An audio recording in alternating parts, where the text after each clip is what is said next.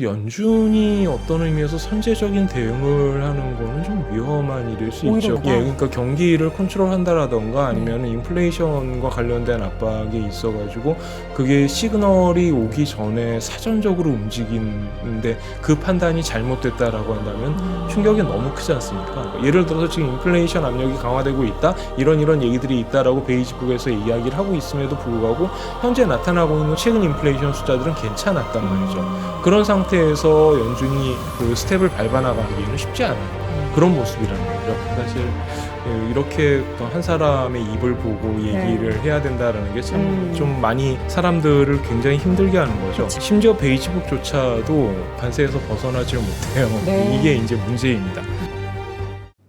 네, 월스트리트 모닝 브리핑 함께하고 있습니다. 이어서는 글로벌 인터뷰, 오늘 한국금융연수원 주현수 교수 함께하도록 하겠습니다. 교수님 어서 오세요. 안녕하세요. 네, 반갑습니다. 네. 저희가 관세 얘기만 하다 보니까 이런 뭐 베이지북 이런 거 나온 거를 관심을 좀 덜 갖게 됐어요. 여러 가지 경제 지표 나오는 것도 지금 되게 중요하잖아요. 일단 우리 교수님과 함께 베이지북에 대한 내용을 좀 분석을 해보도록 하죠. 연준은 경제에 대해서 혹은 지금 작금의 사태에 대해서 어떻게 좀 이야기를 하고 있을까요? 그 정말 작금의 사태에 대해서라는 표현이 가장 정확하다라고 볼 수밖에 지금의 없는데. 상황 요 정도로는 표현이 안 되는 것 같아요. 네, 그렇습니다. 사실 이렇게 그 어떤 한 사람의 입을 보고 얘기를 해야 된다라는 게 참 좀 많이 사람들을 굉장히 힘들게 하는 거죠. 그쵸. 심지어 베이지북조차도 관세에서 벗어나질 못해요. 네. 이게 이제 문제입니다. 그래서 지금 뭐라고 베이지북에서 이야기를 하고 있냐면 가장 주된 이야기는 그냥 무역 정책에 기인한 불확실성이 광범위하게 퍼졌다라고 이야기를 하고 있어요. 네.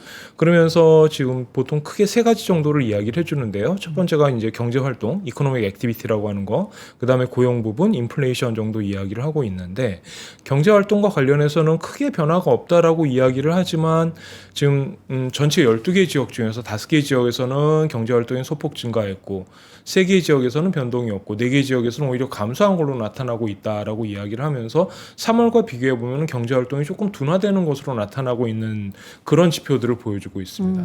그리고 이제 관세와 관련된 부분 중에서 특징적인 것은 뭐냐면은 자동차와 같이 이제 가격이 높은 내구재의 경우에는 관세 인상 이전에 구매를 해야 될 필요가 있기 때문에 최근에 자동차의 구매가 매우 올라갔다라는 이야기를 하고 있고요. 네. 그다음에 제조업 같은 경우에는 3분의 2의 지역에서 변동이 없거나 하락하고 있다라고 이야기를 하고 있어요. 그래서 전체적으로 경제 활동이 조금씩 둔화되고 있는 것이 아닌가라는 어떤 그런 점을 이야기를 하고 있는 거고, 고용 같은 경우에는 3월 자료에 비해서 이제 소폭 악화되고 있다라고 이야기를 하는데, 특히나 이제 소비재 중심의 산업들, 안 그래도 오늘 오전에 그 치파틀이 이제 발표를 하면서 이게 좀 숫자가 안 좋다라는 이야기가 나왔었죠. 그래서 이제 그런 부분과 같은 리테일 셀러들, 뭐 이제 이런 쪽에서 안 좋아지고 있고 고용이, 그 다음에 정부와 관련된 기관들, 아니면 정부에서 자금을 지원받는 기관들의 고용이 악화되고 있다라고 이야기를 하고 있습니다. 네. 그리고 또 한 가지 이야기를 해볼 만한 것들이 이제 이민 정책의 변화로 인해 가지고 디폴테이션 이슈라든가 이런 것들이 생기니까 노동 공급에 있어서 제약이 발생하고 있다. 일부 지역에서는 그런 이야기들도 언급을 하고 있습니다. 인플레이션 관련해서는 일단 요소 비용, 즉 인풋 프라이스가 상승할 걸로 예상을 하고 있고, 그 다음에 다수 기업들이 이미 자신들이 공급받는 비용이 올라갈 것이다라는 통지를 받았다라는 언급을 하고 있어요. 네. 지금 굉장히 구체적인 얘기가 되는 거죠. 네. 그러면서 이러한 기업들이 결국 그 추가 비용 올라간 만큼을 그 소비자 가격의 인상으로 전가할 것으로 보인다라고 전망을 하고 있습니다. 그리고 일부 기업들과 같은 경우에는 이러한 비용 상승으로 인해서 전가를 하지 못하는 경우에 나타나는 전형적인 현상인 마진 축소가 나타날 수 있다라는 점을 지적을 하고 있죠. 그래서 전체적으로 봤을 때 제가 본 어떤 관점에서 본다면은 인플레이션에 대한 압력을 굉장히 강하게 이야기하고 있는 그런 모습을 보이고 있는 것으로 판단됩니다. 지금 근데 내용들을 보면은 다들 걱정하는 그런 분위기가 굉장히 강하잖아요. 네네. 근데 그럼에도 불구하고 연준이 뭔가 미리 어떤 선제적인 대응을 한다라거나 그로 인해서 좀 스탠스가 변화한다라는 그런 뉘앙스는 찾기가 어렵네요. 사실 연준이 어떤 의미에서 선제적인 대응을 하는 거는 좀 위험한 일일 수 오히려 있죠. 위험하다. 예, 그러니까 경기를 컨트롤한다라던가 아니면 인플레이션과 관련된 압박이 있어가지고 그게 시그널이 오기 전에 사전적으로 움직이는데 그 판단이 잘못됐다라고 한다면 충격이 너무 크지 않습니까? 근데 작년에 또 처음에 금리 인하 단행했을 때는 네네. 25bp가 아니고 50bp를 한 번에 인하했잖아요. 그렇죠. 그 그러면서 당시- 그때는 선제적이라는 표현을 그 당시에 살짝 이제 썼어요. 선제적이라는 표현을 하긴 했지만 네. 현실적으로는 그 많이 내리기 쉽지 않은 상태에서 어느 정도 처음에 그 충격을 주고 시작하는 게 낫지 않느냐라는 이야기들도 있었고요. 그다음에 두 번째로는 그 제로 금리에서 5%가 넘는 수준까지 빠르게 올라간 그런 부분이 있었기 네. 때문에 그거를 관리하는 차원에서 그런 식으로 했다라고 봐야 되는 거죠. 제가 말씀드리고 싶은 부분은 뭐냐면은 그 경기 지표가 명확하게 제시되지 않은 상태에서 예를 들어서 지금 인플레이션 압력이 강화되고 있다 이런 얘기들이 있다라고 베이지북에서 이야기를 하고 있음에도 불구하고 현재 나타나고 있는 숫자들은 그거보다는 더 오히려 가장 최근 인플레이션 숫자들은 괜찮았단 말이죠. 그런 상태에서 연준이 그 스텝을 밟아 나가기에는 쉽지 않은 그런 모습이라는 거죠. 지금 물가 상승이나 경기 침체 계속해서 우려하고 있잖아요. 물가는 계속해서 이 2%대에서 그 후반대에서 등락을 보이고 있고 이거는 관세 부과되면은 플러스 뭐 얼마나 더 올라가게 될지 모르겠지만 불가피한 사실이고 이로 인한 이제 경기 침체가 같이 따라올 것이다를 우려를 하는데 교수님께서 보시기에는 이 두 가지가 좀 강력하게 미국을 좀 흔들게 될 거라고 보세요. 지금 사실 관세기가 다시 살짝 뭐 수면 아래로 내려갔다라고는 하지만 여전히 그 변동성은 우리가 걱정할 만한 수준이잖아요. 그렇죠. 지금 현재 상태에서 인플레이션부터 먼저 생각을 해볼까요? 네. 인플레이션 같은 경우 이제 가장 최근에 나온 자료가 IMF의 WEO였으니까 네. 그 자료를 보면은 지금 25년에 인플레이션 변화를 봤을 때 이게 지금 2%대 초반에서 3%대로 수정을 했단 말이죠. 상향 조정을 했는데 이거의 추이가 좀 심상치 않다라는 게 문제입니다. 지금 이 그림을 보시면은 이거는 그 예를 들어서 제일 첫 번째 나오는 그 그래프들의 이 부분을 보시면은 이거는 2024년 1월에 WEO가 발표됐을 때의 자료들이에요. 네. 즉 여기에서 쭉 시계열로 나와 있는 게 언제 발표된 자료냐에 따라 가지고 그 인플레이션을 쭉 비교를 하고 있는 거죠. 전체적으로 봤을 때 그렇게 크게 인플레이션이 사실 그 지난 1년 동안 변화하지 않았는데 이게 지금 1% 가까이 거의 0.9% 특히나 코어 기준으로 본다면 이제 그 정도까지 상승할 것이다라고 전망을 하고 있다라는 거죠. 전망치가 이렇게 바뀌는 거는 쉬운 일은 아닙니다.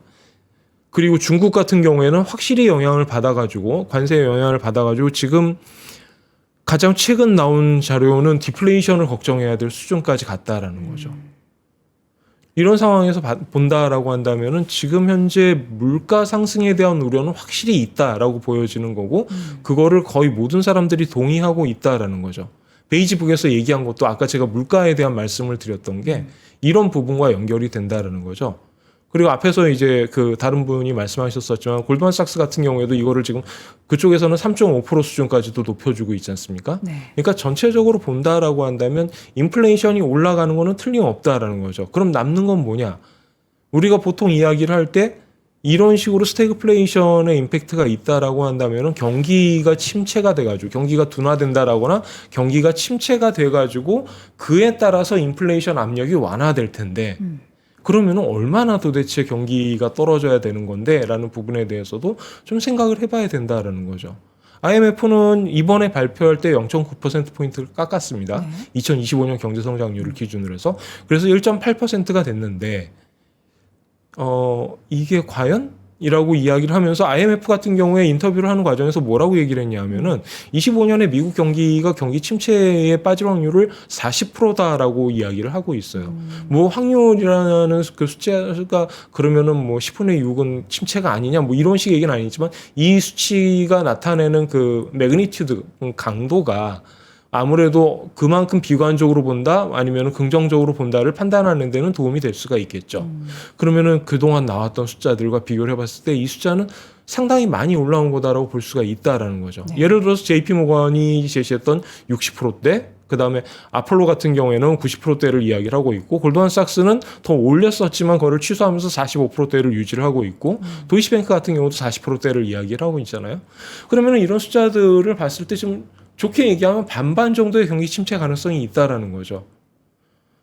1.8%라는 수준에서 우리가 해석해야 될 거는 이게 인플레이션의 그 인플레이션을 아래로 끌어내릴 정도의 경기 둔화냐라고 보면 그렇게 보이지는 않아요. 실제적으로 정말 QOQ 기준으로 네거티브 영역으로 넘어가게 된다면 그때나 인플레이션 압력이 줄어들 가능성이 있다라고 봐야 되겠죠. 지금 우리가 사실 관세도 부과를 했다라고는 하지만 이것도 이제 90일 유예가 됐고요. 그리고 지금 계속 조정을 하고 있기 때문에 지금 상황에서 우리가 인플레이션에 대한 예측을 해도 3개월 뒤 그리고 그게 또 다시 하드 데이터로 반영되는 한 두어 달 뒤를 생각을 해야 돼요. 그러면 이제 가을께로 넘어가겠죠. 그리고 그러면 이제 경제에 대한 관련한 뭐 GDP나 이런 성장률 이것도 이제 하반기 과서 우리가 그 데이터를 명확하게 확인해 볼 수 있는 거잖아요. 그럼 지금 한 이 5개월에서 6개월 사이에 우리는 어떻게 나중 이제 연말을 생각하면서 상상을 하면서 예상을 하면서 주식시장이나 이런 우리의 자산을 대응을 해야 되는지 지금 그냥 가만히 있을 수도 없고 지금 되게 열심히 매매를 하고 계시거든요. 교수님 입장에서는 알 수 없는 4, 5개월 뒤를 어떻게 예상을 하시고 어떻게 정리를 하고 계세요? 이제 제가 뭐 주식시장에 대해서 얘기를 하기엔 조금 그렇습니다만 알 수 없을 때는 그냥 견디는 수밖에 없는 거죠. 실제적으로. 알 수 없을 땐 견뎌라. 예, 그러니까 우리가 이런 식으로 생각해 보면 될 것 같습니다. uncertainty라는 게 있다라고 했을 때, 네. 즉 우리가 보통 뭐 PC라이트나 이런 것들을 생각할 때 이제 이게 그 분모 부분에 들어가면서 그러니까 불확실성이 커지면은 전체적으로 그 지표를 떨어뜨리는 역할을 하잖아요. 그쵸. 그러면은 그거에 대해서 내가 적극적으로 대응할 수 있느냐라는 부분을 생각을 해봤을 때 그 부분은 어떤 의미에서는 전문가들의 영역이라는 거죠. 그렇다라고 한다면은 개인 투자자 입장에서 생각을 해본다면 저는 그거를 과연 잘 컨트롤할 수 있을지 아니면은 거기에 따른 그 기회라는 부분도 틀림없이 존재를 하는데 그런 부분에 대해서 어떻게 판단을 해야 될지에 대해서 생각을 해본다라고 한다면 그냥 뭐 예를 들어서 어느 정도 소폭 뭐 비중을 축소한다라든지 이런 부분은 가능할 수 있겠습니다만 이 부분에 대해서 적극적으로 대응하는 거는 사실 쉽지 않은 이야기가 되겠죠. 그리고 그 관련돼서 말씀을 드려보면은 지금 이제 숫자들이 좀 이상하게 나오고 그렇게 돼 있고 그 다음에 이게 지금 불확실한 거고 실제적으로 관세가 얼마가 나오는 건지 우리는 모르잖아. 심지어는 트럼프 자신도 모를 가능성이 굉장히 높겠죠. 그런 부분이 있는 상황에서 이러한 숫자들이 무슨 의미가 있는가라고 생각을 해본다라면 IMF도 그 고민에 대해서 굉장히 심각하게 했어요. 어느 정도로 심각하게 했냐면 지금 이 자료는 4월 14일까지 나온 자료만을 반영하고 있다라고 이야기를 하고 있습니다.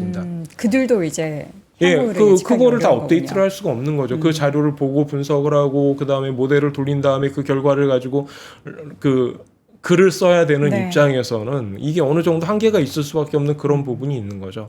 그럼에도 불구하고 지금 이런 식으로 제시를 한다라는 거는 확실히 이런 부분에서의 압력이 존재한다라는 정도로 이해를 해주시면 좋을 것 같아요. 네. 앞으로 이 관세 정책이 지금 계속 어쨌든 최악에서 완화 기조로 가고 있는 건 맞는 것 같은데 그렇게 된다면 미국이 지금 경제 성장률을 너무나 우려하고 있는 상황 속에서 좀 관세 정책 달라지면은 이 우려를 조금 더 씻어낼 수는 있는 걸까요? 물론 그렇게 볼 수도 있을 것 같습니다. 그래서 이번에 자료를 내면서 이제 그 블로그에다가 그 자료를 하나 제시를 했는데 이 자료 보시면 좀 흥미 있습니다. 그러니까 제목은 이제 관세가 그 여러 국가에 다양하게 영향을 미친다인데 그냥 미국 자료만 왼쪽 자료를 보시면은 여기에서 지금 그 진한 그 파란색으로 되어 있는 것이 보라색 정도로 보시면 되겠죠. 이게 불확실성에 의해서 이번에 경제 성장률을 차감한 부분이에요. 그리고 빨간색 부분이 관세에 의한 영향이라는 거죠. 그러면 관세에 의한 영향이 직접적으로 얼마나 그 경제 성장률을 하향 조정했느냐? 0.4%포인트라고 이야기를 하고 있어요. 그리고 다른 부분들은 불확실성 내지는 기타 요인이다라고 이야기를 하고 있는 거죠. 그리고 그 옆에 코어 인플레이션을 보시면 코어 인플레이션에서도 약 절반 정도가 관세에 의한 영향이고 다른 부분은 기타 영향이다라고 이야기를 하고 있는 걸 보실 수가 있죠. 즉 다시 말해서 이러한 식으로 나타났을 때 지금 가장 중시하는 두 가지 요인이 있다라고 한다면 그것은 관세와 불확실성인데 자, 이번에 트럼프가 그래 내가 잠깐 뭐 너무 세게 얘기를 했지만 우리 그냥 관세 10% 내지는 10% 언더에서 정해가지고 사이좋게 잘 지내보자라고 다시 이야기를 했다라고 가정을 해보죠. 그래서 여기 있는 관세 임팩트가 다 빠졌다라고 생각을 하더라도 실제적으로 더 많은 부분이 트럼프 행정부의 불확실성, 즉 정치적인 스탠스가 어떻게 돌지 잘 모르겠다. 다음 달에 그럼 다시 바꿔서 100%를 매기지 않을 거라고 누가 장담할 수 있느냐와 같은 불확실성이 실제적으로 경제에 영향을 그것도 안 좋은 방향으로 그쵸. 많이 영향을 미치고 있다라는 것이죠. 옆에 중국의 자료와 비교를 해보시면 관세가 미치는 영향이 중국에 훨씬 더 큰 것은 사실이에요. 그렇죠. 그렇다고 해서 미국에 영향을 안 줬느냐? 그거는 전혀 아니라는 거고, 그러면은 결국 이야기를 하는 게 약간 시니컬하게 이야기를 해보자면은, 그래, 그럼 다 같이 죽자는 거니? 우리 같이 죽어볼까라고 이야기를 하는 것과 사실 다르지 않다라는 거죠. 트럼프가 지금 현재 여기에서 약간 발을 빼고 있는 모습을 보이는 것들이 네. 여러 사람들이 이제 물론 잘 설득을 한 부분도 있겠지만 이러한 숫자들이 구체적으로 나올 때 사실 이거를 피해갈 수 있는 방법은 없다라는 것을 트럼프도 정확하게 인지를 하고 있다라고 봐야 되겠죠. 앞으로 트럼프가 인지를 하고 있다라는 거는 뭐 우리가 모르고 저러지는 않다라는 생각을 하고는 있거든요. 근데 앞으로 여러 가지 뭐 미국 기업, 우리나라 미국 기업들과의 협상이 계속 있을 거잖아요. 밤새는 여기도 적혀 있는데 소매 기업들 협상을 했다고 하는데 그 관련해서 가장 타격을 많이 받을 그 소매 기업들이 다시 좀 좋아질 만한 내용들을 우리가 들을 수 있을지. 실제적으로 지금 제일 먼저 나온 이야기가 중국에 대한 관세가 너무 높다. 50에서 65% 정도가 되지 않겠느냐라고 이야기를 하고 있는데 그 정도가 된다라고 한다면 현실적으로 트럼프 1기에서의 수치와 비슷해지는 그런 모습이 나타나게 되겠죠. 그 다음에 두 번째로 이러한 식의 수치가 나타나게 된다라고 한다면 중국의 대응은 이전과 마찬가지로 환율에 대한 대응을 하거나 아니면은 제3국을 경유한 그런 제수출 형태로 나타날 개연성이 있죠. 그렇게 된다라면 충격은 어느 정도 완화될 겁니다. 제3국을 통한 사실 수출은 네. 지금도 열심히 하고 있잖아요. 있죠. 트럼프 중국이 1기 때 대처한 방향이 예. 그 방향이었으니까. 우리나라에 뭐 페이퍼 컴퍼니를 만드는 그런 형태가 될 수도 불법적인 있고요. 형태도 있더라고요. 네네. 그 다음에 아니면 뭐 베트남이나 동남아 네네. 국가들을 이렇게 그냥 우회해서. 플라이바이 하는 식으로 가는 것도 얼마든지 가능하고요. 아니면은 뭐 좀 더 적극적으로 홍콩을 다시 이용을 해본다라던가 얼마든지 가능한 방법들은 있으니까. 방법은 있다. 네네. 방법은 있어서 기업들은 피해갈 방법을 강구해 낼 것이다. 그런 방향으로 진전될 개연성도 꽤 있다라고 봐야 되겠죠. 정부가 움직이지 않으면은 기업들에게서는 자생을 해야 되니까 그런 네네. 방법을 통해서 그렇게 된다면 뭐 기업들의 실적이 뭐 엄청나게 악화된다라거나 이런 우려는 조금 덜어도 되겠네요. 그렇게 생각해 볼 수도 있을 겁니다. 그렇지만 인플레이션의 악영향이 없느냐 그러면 그거는 결코 아니고 인플레이션의 악영향을 고민하는 이유는 그거죠. 결국 언젠가는 소비는 줄어들 수밖에 없다라는 거죠. 소비가 줄어들 수밖에 없는 네. 상황이다. 그렇죠. 인플레이션이 올라가는 게 가장 안 좋은 거는 지난번에 22년, 23년에 우리가 경험을 했지만 올라간 가격은 내려오지 않는다라는 거죠. 아, 그렇죠. 네. 제품 가격. 이렇게 올라갔을 때 네. 그게 다시 내려오는 원래 이제 프라이스 레벨 타겟팅을 한다라면 모르겠습니다만 지금과 같은 구조화에서는 인플레이션이 한번 올라갔다가 다시 내려온다라고 하더라도 그 가격이 다시 원래 가격 수준으로 가는 건 아니잖아요. 그렇다라고 한다면은 내가 가지고 있는 명목 임금이 그거를 커버할 정도로 충분히 올라가느냐라는 부분을 생각해 본다면 그렇지 않을 개연성이 높다라는 거죠. 그러면은 소비가 어느 정도 둔화될 수밖에 없는 그런 구조를 갖게 될 수밖에 없고요. 이게 참 저는 복잡한 게 네. 기업들도 그러면 가격을 이렇게 뭐 관세 관련해서 모든 것을 다 떠안을 수는 없으니까 고객들한테 일부러 전가를 하고 그렇게 할 것 아닙니까? 네. 근데 그렇게 되면은 결국에는 소비가 떨어지게 될 거라는 거를 아는데 그거를 단행을 할지. 그거를 안 하면은 지금 당장 실적이 떨어지니까요. 천천히 왜냐하면 비용을 실적이 내가 다 커버를 해야 떨어지느냐. 되는 부분이 생기니까. 그러니까 어느 쪽으로 예를 들어서 이제 완전한 정보를 가지고 있다라고 한다면 네. 이 기업이 대처할 수 있는 방안은 가장 자기 자신의 실적이 덜 둔화되는 방향은 어디인가에 따라 가지고 가격을 결정을 하겠죠. 결국에는 지금 상황이 아무리 관세율에 대해서 지금 타협을 하고 한다라고 해도 전체적인 큰 그림을 그려보면은 수년 동안의 인플레이션에 대해서는 지금보다 더 꺾이는 것보다는 올라갈 여지밖에 없네요. 그 24년, 25년 초반 이게 계속해서 둔화되는 과정에서 네. 우리가 고민했던 게 이게 2%로 수렴하느냐 안 하느냐의 그쵸. 문제였는데 지금 이야기라는 거는 그 단계가 아니라 3% 또는 그 이상의 수치를 볼 것이다라고 이야기를 하고 있는 거니까요. 인플레이션은 떨어지지 않는다. 그럼 연준에서도 금리를 인하하기는 인플레이션만 가지고는 금리 인하하기는 어렵고 결국에는 이제 금리 인하에 대한 이유가 되게 중요하다라고 했는데 이번에는 그럼 경기 침체 쪽으로 무게를 실으면서 인하가 될 수도 있는 상황이네요. 이번 베이지북의 그 임플리케이션은 제가 보기에는 5월에는 금리 인하 없을 거다는 거의 확실하다고 네. 보여지고 그 다음에도 과연 가능할까라는 이야기가 된다라는 거죠. 지금 인플레이션이 올라가는 상황이 된다라고 한다면 특히나 22년, 23년에 연준이 비판을 받았던 게 컨트롤을 확실히 못했다라는 부분, 그다음에 사람들의 소비 심리에 굉장히 큰 영향을 준다라는 거를 감안한다면 연준 입장에서는 이런 상태에서 경기 침체가 온다고 하더라도 인플레이션을 잡겠다라는 본연의 임무를 망각할 가능성은 높지 않아 보인다라는 거죠. 지금 뭐 주요국들도 경기 침체에 대한 대비를 열심히 하고 있다라고 하는데 교수님께서 대응책들 중에서 가장 좀 주목하시는 대응책은 뭘까요? 지금 그 재정 문제가 가장 심각하다라고 보여집니다. 그 어떤 뭐 별로 안 좋은 말씀만 계속 드려서 조금 그렇긴 한데요. 그러니까 지난 2020년 이후의 경제 상황을 생각을 해보면은 우리가 그 코로나 사태가 터지고 나서 각국 정부들이 거의 20%가 넘는 정부 부채를 그러니까 재정 적자를 늘렸단 말이죠. GDP 대비해서. 그래서 이 부분에 대해서 결국 재정적인 여력이 한계에 오는 거 아니냐라는 그런 부분이 있었고 네. 똑같은 방향에서 2022년, 23년 인플레이션이 발생했을 때에도 재정 정책으로 대응을 했었단 말이죠. 그러면은 이런 형태들이 발생을 했을 때 추가적으로 다시 관세에 따른 부정적인 경기의 임팩트가 있다면 네. 이거를 기본적으로는 그 우리 모두가 경제를 공부한 사람이라면 이거는 재정 정책으로 대응을 해야 된다라는 걸 알고 있지만 여력이 있느냐라는 거죠. 지금 현재 상황에서. 그래서 그 IMF에서 지금 각 국가별로 재정 정책의 여력이 어느 정도 있는가를 지금 보는 그 그래프를 보여드리고 있는데요. 여기 보시면은 지금 그 예를 들어서 미국 같은 경우에 이렇게 바 그래프가 하나 있고 점이 표시가 되어 있죠. 이 바 그래프는 뭐냐면은 지난 2000년 이후부터 그 재정 수지가 어느 정도까지 조정 가능한가.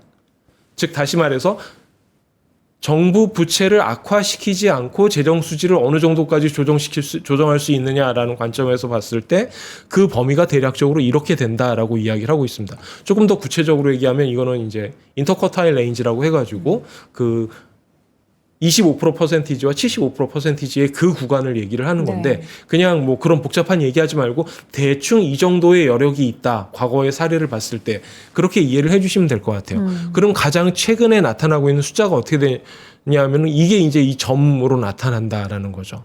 즉 다시 말해서 적자를 더 발생시키지 않으면서 재정을 어느 정도까지 커버할 수 있느냐라는 관점에서 봤을 때 거의 모든 국가들이 한계에 와 있고 특정 국가들 같은 경우에는 이미 굉장히 많이 벗어나 있어서 재정 적자를 그 부채를 정부의 부채를 확대시키지 않고 쓸 수 있는 재정의 여력이 매우 부족하다라는 그런 점을 이야기를 해주고 있는 거죠. 재정 정책으로 경기 침체 대응이 어려우면은 뭘로 해야 되죠? 그게 문제인 거죠. 그 다음에 보여드리는 거는 보통 우리가 이제 그 정부의 부채가 있으면은 즉 채권을 발행을 했으면 이자를 상환해야 되지 않습니까? 그래서 이제 이거를 보면 예를 들어서 선진국 같은 경우에는 이 부분이 거의 2%대 수준에서 지금 2배가 넘는 수준까지. 죄송합니다. 제가 잘못 표현했네요. 네. 선진국의 경우를 보면 선진국의 그 이자 지급은 전체적으로 하향하는 모습을 보여주다가 22년 이후 다시 올라가는 모습을 보이고 있습니다. 네. 그래서 이게 대략적으로 4%까지 올라간 거를 확인하실 수가 있죠. 그래서 지금 선진국 같은 경우에도 일반 정부 부채에 대해서 이자 지급이 차지하는 포션이 커지고 있다라고 이야기를 하는 건데 저소득 국가나 중진국 같은 경우에는 이게 더 높은 수준이라는 거예요. 어느 수준까지냐면 대략적으로 일반 정부 수입에 비교해서 8% 수준까지 올라가 있고 특히나 저소득국에서의 움직임이 4%대에서 8% 수준까지 거의 2배 가까이 올라갔다라는 것을 볼 수가 있는 거죠. 네. 지난 10년간의 움직임이 이렇기 때문에 실제적으로 더 못 사는 국가일수록 재정 확대를 위한 여력은 줄어들고 있다라고 볼 수가 있는 거죠. 그리고 선진국의 경우에도 마찬가지인 게 그러면은 추가적으로 부채를 늘려야 된다라는 얘기가 되는데 그렇죠. 우리가 지금 최근에 보는 바와 같이 이 국채 10년물 추이가 올라가 있는 형태라는 거죠. 기준금리가 올라가 있기 때문에 이 부분이 올라갔다라고 이야기를 할 수도 있습니다만 이게 단기적으로 인플레이션 압력이 있는 상태라고 한다면 떨어지기 어려울 것이고 그렇다라고 한다면 자금 조달 비용이 계속해서 높을 수밖에 없다라는 문제가 남게 되는 거죠. 그래서 이러한 점들을 생각해 본다면 결국 재정적인 부분에서 이번에 다가올 경기 둔화를 커버할 수 없으니까 트럼프 행정부는 계속 파워를 쪼았던 거다라고 볼 수도 있는 거죠. 너희가 먼저 움직여줘야 돼라는 식으로. 강달러가 계속 진행되더니 이제는 다시 약달러를 우려해야 되는 시기가 왔습니다. 물론 뭐 트럼프가 약달러를 좋아한다 뭐 이런 얘기부터 시작해서 트럼프가 만들어낸 그 빅피처 중에 하나다 뭐 이런 음모론도 있긴 합니다만 지금 약달러가 진행되고 있는데 이게 언제까지 좀 지속될 거로 예상을 하십니까? 그렇게 간단하게 회복될 거라고 생각하기는 어렵습니다. 일단 이번에 이야기를 할 때 달러화 약세가 왜 발생했는가를 생각을 해보면 이제 뭐 여러 가지 이유가 있습니다만 네. 그 펀더멘탈한 측면에서 보면은 기존의 US 익셉셔널리즘이라고 이야기를 했던 거 올해 연초까지만 해도 미국의 경제 성장이 다른 국가들보다 훨씬 더 좋으니까 달러화가 강세를 유지할 수밖에 없다라는 이야기를 했었는데 이 부분에 대한 기대가 차갑게 식고 있죠. 그 다음에 무역 정책을 바탕으로 한 트럼프의 경제 정책에 대해서 불신을 가지고 있는 상황이 되는데 이에 따라 가지고 금융시장이 반응을 했고 그 금융시장의 반응이 결과적으로 외환시장까지 이어진 그런 모습을 보여주고 있는 거란 말이죠. 아까 말씀하셨다시피 트럼프가 달러화 약세를 좋아한다라는 얘기는 여기저기에서 나타나고 있어요. 특히나 이번에 이제 취임하면서 그런 모습들이 많이 나타났었죠. 대표적인 이야기가 이거죠. 달러화 가치 하락이 되어야 미국 제품의 경쟁력이 상승하고 그래서 외국에서 미국의 제품을 더 많이 수입할 것이다와 같은 그런 식의 논리였는데 문제는 그 방향이 왜 그렇게 나타났느냐를 생각해보면 좀 아찔한 측면이 있다라는 거죠. 아래 그림을 보시면은 여기에서 지금 보여드린 그림이 일단 캔들스틱으로 나타나 있는 게 미국 달러 인덱스고요.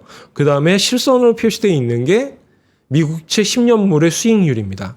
그러면은 4월 초 들어와서 이 부분에서 급격하게 국채 수익률이 올라가고 그 결과에 따라 가지고 미국 달러화가 약세로 전환되는 모습을 확인하실 수가 있죠. 지금 뭐 97, 98 이 정도 수준까지 와 있는데요. 네. 이게 지금 110 수준에서 떨어진 거란 말이죠. 연초 대비 생각해 봤을 네. 때. 굉장히 큰 폭의 하락세를 보였는데 이 현상이 나타난 이유가 펀더멘탈 이외에도 파이낸셜 마켓에서 셀오프가 발생을 했기 때문에 이런 현상이 나타나는 것이다라는 게 이제 이 그림이 제시하는 이유고요. 그다음 달러화나 미 국채를 이야기를 할 때 가장 우리가 이야기했던 부분들 안전자산이라는 관점에서의 미 국채 그런데 가장 먼저 안전자산이라고 이야기를 한다면은 귀금속 중에서도 금을 볼 수가 있겠죠. 이 부분과 비교를 해본다라면은 안전자산의 이미지가 붕괴되고 있다라는 것을 거의 명확하게 볼 수가 있다라는 거예요. 아까와 마찬가지로 캔들스틱은 그 DXY 미국 달러화 지수이고요. 그 다음에 이번에는 실선으로 표시되어 있는 게 금값입니다. 네. 그렇게 된다라고 한다면 지금 온스당 3,300불 수준이고 달러화의 약세와 이게 정확하게 대비되는 모습을 보이고 있다. 즉 콜레이션이 거의 마이너스 1에 가까운 형태로 보이고 있다라는 거를 명확하게 보여주고 있죠. 단기적으로는 지금 조금 개선되는 모습을 보이고 있는 것 같지만 실제적으로 2025년 들어와서 이러한 식의 모습을 보인 금값이 단기적으로 조정되는 것이다라고 해석을 할 여지도 얼마든지 있단 말입니다. 그리고 안전자산이라는 관점에서 미국 국채의 셋오프가 일어났다. 더 이상 너희 못 믿겠어라고 얘기한다면 다른 게 믿을 만한 게 있어야 되죠. 일단 첫 번째 금을 보여드렸습니다. 두 번째, 국채를 하는 사람들은 대부분 국채를 사고 싶어 해요.